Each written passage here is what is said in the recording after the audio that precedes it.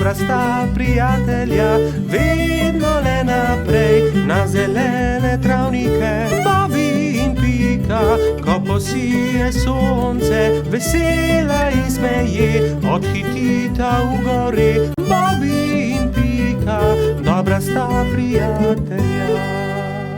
Mavrica. Na deževen poletni dan sta pikapolonica Pika in polž Bobby slabe volje sedela pod velikim listom. Nenadoma je sonce posijalo skozi oblake, a poletni naliv ni prenehal. Kmalu se je na nebu pojavila čudovita Mavrica. Čudovito je, sta vzkliknila. Bobby se je odločil, da bo splezal na Mavrico ter se zadrsal navzdol po drugi strani. Njegov prvi poskus se ni končal uspešno. Mislim, da moram poskusiti na drugi strani, je rekel Bobby. Bobby, verjemi mi, ne moreš plezati po Mavrici, je rekla Pika navdušenemu polžu. In nato si je Bobby izmislil nov načrt. Uporabil bom lestev. O, Bobby, to se mi res ne zdi dobra zamisel, je rekla Pika zaskrbljeno. Pika je imela prav. Bobby je postal jezen. Pika ga je začela milo rotiti. Pridi, igrajva se kaj drugega. Bobby se še vedno ni predal. Glej, Pika, prepričan sem, da bom lahko skočil na vrh od tukaj.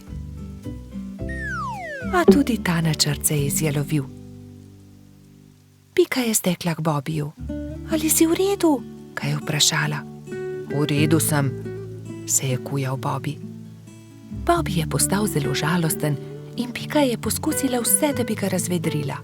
Tukaj je šopek rož zate, je rekla prijazno. Vendar se Bobbyja ni dalo potolažiti. Medtem je dež prenehal in Mavrica je izginila. Vračala sta se proti domu z roko v roki. Pika je še poskušala potolažiti majhnega polža. Nasmehni se, Bobby, pojutrišnjem je tvoj rojstni dan. Prepričana sem, da boš dobil čudovita darila. Pika se je spomnila nečesa odličnega, ko je prišla domov. Za Bobbyja bom naredila mavrični tobogan, si je rekla. In tako se bodo lahko njegove sanje uresničile, saj se bo lahko zadrsal po Mavrici. Trod Baltazar in metuljčica Rozi sta ji pomagala. Tobogan so pobarvali z barvami Mavrice. Zavili so ga v rumen papir in nanj prilepili modro pentljo.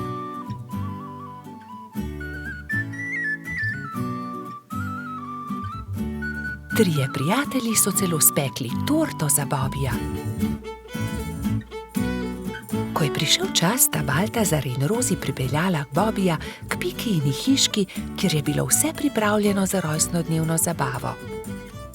In tukaj je tvoje darilo, je vzkliknil Baltazar. Pika je dala Bobbyju čokoladno torto.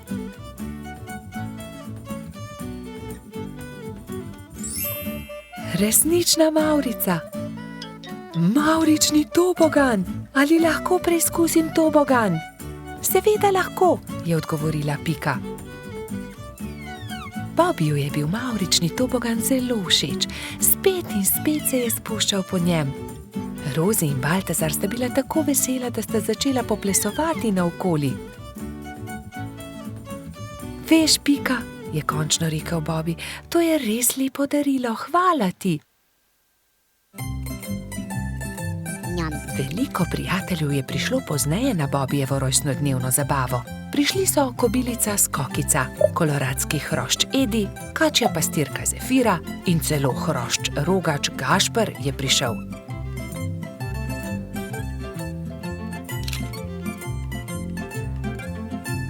Mali polž je vsem dovolil preizkusiti svoj novi tobogan. Bobby, Pika in njuni prijatelji so se igrali na toboganu, dokler se ni stemnilo. Bobby se je tisti večer odpravil v posteljo zelo vesel. Kakšen lep rojstni dan je bil to, je zadovoljno zavzdihnil.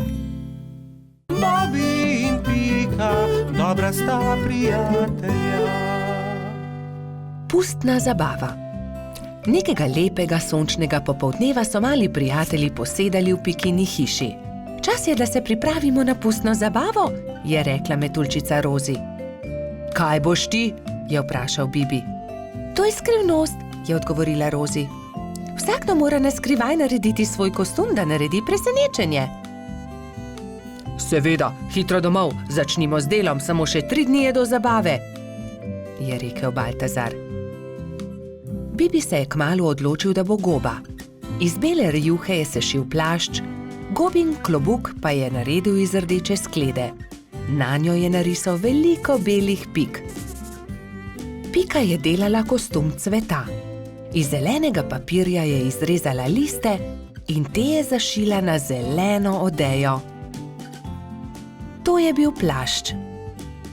Trod Baltazar in čebelica Dora sta se pripravljala skupaj. Baltazar se je oblekel v hudiča, Dora pa v angelčka. Mehurček, majski hrošček, se je udobno namestil v svoj gugalnik in začel delati levjo grivo iz rjave preje. Zadnji večer je v vseh hiškah dolgo gorela luč. Vsakdo je delal svoj kostum in se pripravljal na jutrišnjo zabavo. Končno je prišel veliki dan. Gozdni stanovalci so določili, da bo zabava v hiši hrošča Rogača. Zato so začeli krasiti Gašperjevo hiško s pisanimi papirji, balončki in trakom. Medtem so se pri vrtni hroščici Lili za popoldansko zabavo pripravljale vse boljše in boljše sladice. Pika, Skokica in koleratski hrošč Edi so tudi pomagali Lili. Končno je prišlo popoldne in vsakdo je lahko oblekel svoj kostum. Domačin Gašper se je oblekel v igralno kocko. Vznemirjen je čakal goste. Najprej sta prišla Pika in Bibi v kostumu gobe in cveta. Kmalu je prišel tudi hudič Baltazar, angelček Dora in prispela je tudi Rozi v kostumu raka. Kot kaktus je prišla kobilica Skokica, mehurček kot lev, Edi oblečen kot kuhar, Lili v grozdjem kostumu. Na njeni obleki je viselo veliko vijoličastih balonov. Kresnička se je oblekla v svinčnik, Bolha v meduzo, Polž Žiga v vojaka, mala mravljica pa kot palačinka.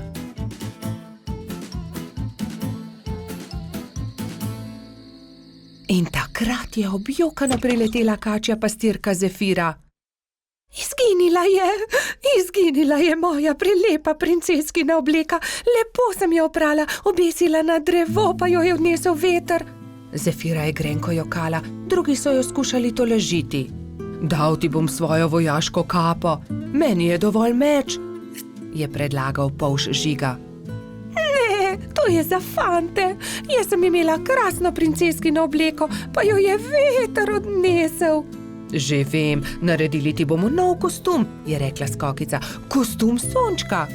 To pa je bilo Zefiri že bolj všeč. Rumena zavesa bo ravno pravšnja za obleko, je vzkliknila Pika. Sončne žarke pa bomo naredili iz tega rumenega papirja, je rekel Gašper in vzel na traku viseče papirnate okraske. In vsi so lepili, rezali, šivali, ustvarjali in kmalu dokončali lep kostum sončka.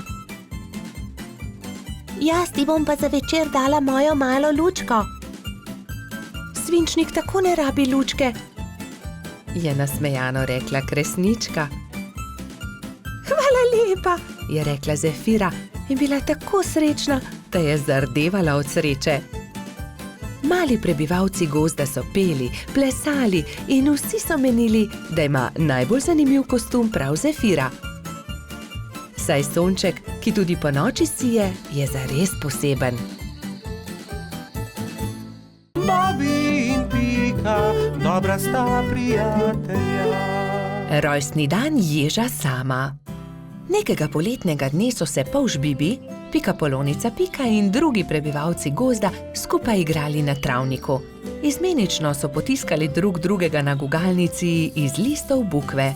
Kako dobro se more biti gugati, škoda, da mene ne izdrži, je žalostno vzdihoval jež Samo.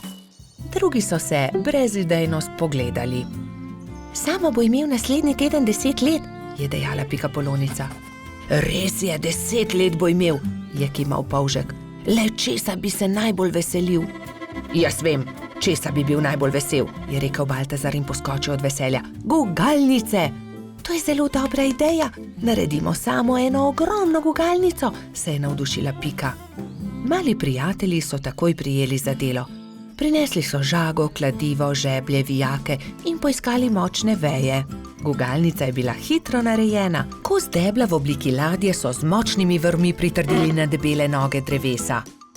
Ko je bila gugalnica narejena, so vsi šli v Baltazarjevo hišo in začeli peči torto. Ubili so jajca, mešali testo, kuhali puding, stepal je mešalnik, ropotali so z leseno žlico. Čebelino hišo je prevzel prijeten vonj. Naredili so torto z nadstropji, okrasili so jih z višnjami, rozinami in orehi. Dajmo gor še svečke, je rekla Rozi. Ja, 10 svečk, se je strinjala Pika. Zdaj pa napišemo samo pismo, je rekel Bibi in začel pisati. Najdražji Samo, pridi pred Baltazarjevo hišo opoldne, težko te pričakujemo. Tu je pismo, mehurček odnesi Ježku, je prosil Bibi. Samo ne povej za torto in tudi za gugalnico ne, je dodala Pika. Baltazar in Gašper sta postavila torto na okroglo mizo in jo odnesla pred hiško. Na travniku so se mali mravljinčki ravno igrali slepe miši. Najmanjša mravljica je treščila naravnost v mizico. Oprnil si mizo, torta je uničena, je stokal Baltazar. Joj, torta, kaj bo zdaj? Je stokala tudi Pika. Kmalu bo prišel jest Samo in ne bo imel rojstnodnevne torte, je žaloval Bibi. Male mravljince je bilo sram. Nenadoma se je oglasil eden od njih. Naberimo veliko sadja in zgradimo iz njega ogromen kupček. To bo skoraj kot torta, ne? To je dobra ideja, je povedal Gašper. Tako ali tako ima raje sadje kot torto. Bibi, Pika, Baltazar, Gašper in mali mravljinci so začeli nabirati sadje. Pomagal je tudi koloradski hrošč Edi, kačja pastirka Zefira in vrtna hroščica Lili. Kmalu se je nabral lepo velik kupček. Gašper je na vrh sadnega kupčka postavil 10 svečk, takrat pa sta prispela mehurček in Jež Samo. Vse najboljše, Jež Samo, so vzkliknili sozvočno. Toliko sadja, najraje jih imam, hvala lepa, je vzkliknil Ježek. Zdaj pa zapri oči, Samo, je rekla Pika in odpeljali so Sama do gugalnice. Ježek je obstal od presenečenja. Wow, kako lepa, velika gugalnica, se lahko usedem? Je vprašal veselo. Ja, zate smo jo naredili, je dejal Bibi. Hurra, zdaj se tudi jaz lahko guncam, hvala lepa, se je zahvaljeval Samo.